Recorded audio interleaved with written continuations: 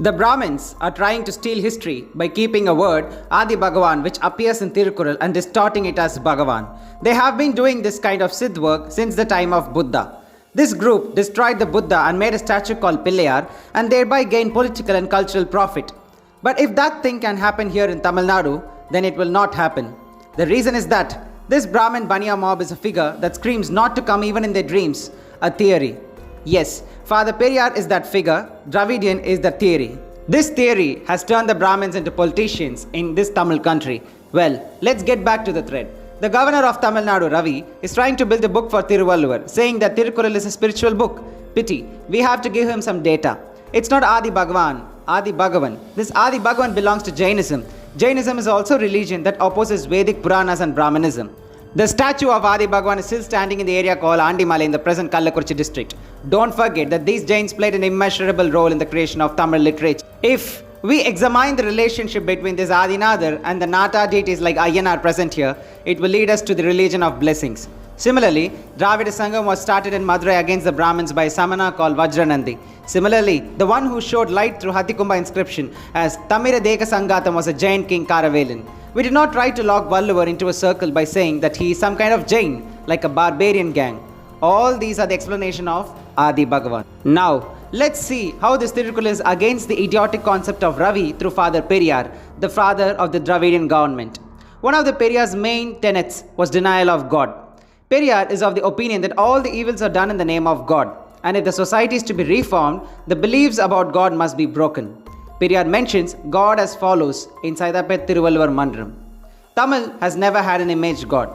Scientific knowledge is surpassing the power of God. The value of knowledge is high and the value of God is fading. Mariathal was discredited by the health authorities. The victory of Thirukkural is the victory of true enlightenment.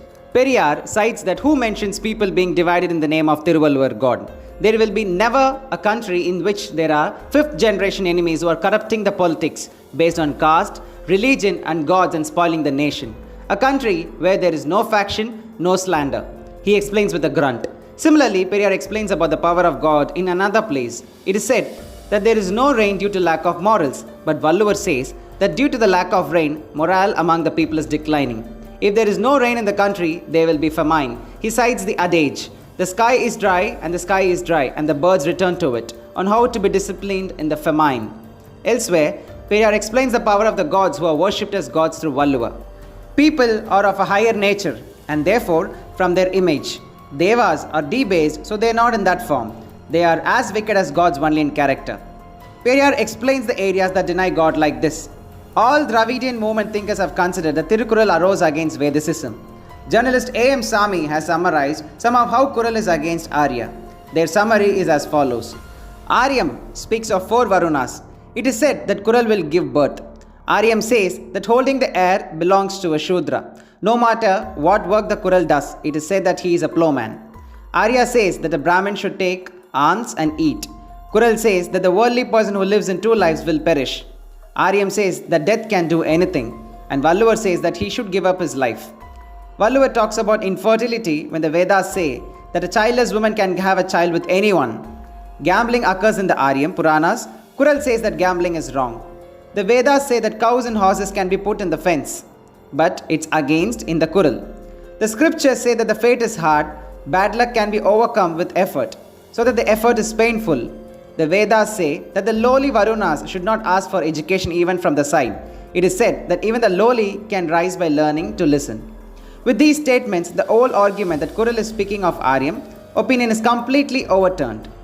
And Ellis Durai, who came to Chennai in 1796, wanted to learn Tamil and did it through some selected teachers. Ayodhyadas' father sent a Thirukkural book to Ellis. When Ellis, who had read this, asked the teachers to explain it, Ellis became more interested about it.